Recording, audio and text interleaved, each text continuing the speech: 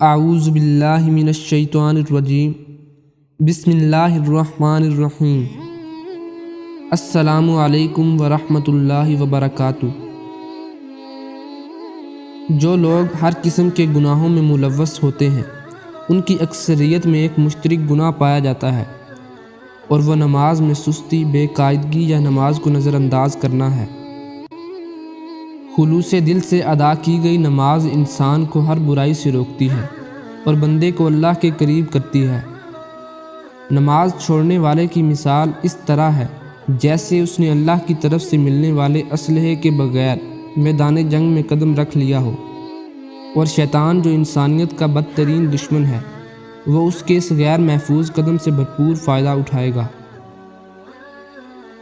لوگوں کی اکثریت جو بری عادات ترک کرنا چاہتی ہے ناکام رہتی ہے، کیونکہ وہ نماز کو ترجیح نہیں دیتے۔ وہ یہ سوچتے ہیں کہ پہلے وہ بری عادات ترک کر لیں پھر نماز شروع کریں گے۔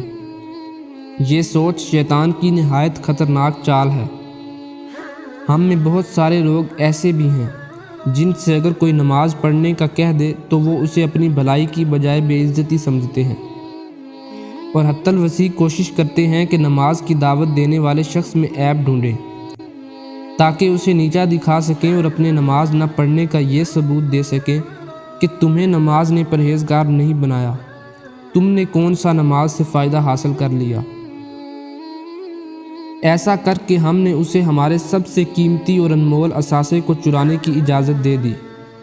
ہمارے گھر اور گاڑیاں ہمارے لیے اس قدر قیمتی ہیں کہ ہم نے کبھی ان کو غیر محفوظ چھوڑنے کا سوچا تک نہیں، اور ہم نے اپنے دین کو بدترین چور کے لیے غیر محفوظ چھوڑ دیا،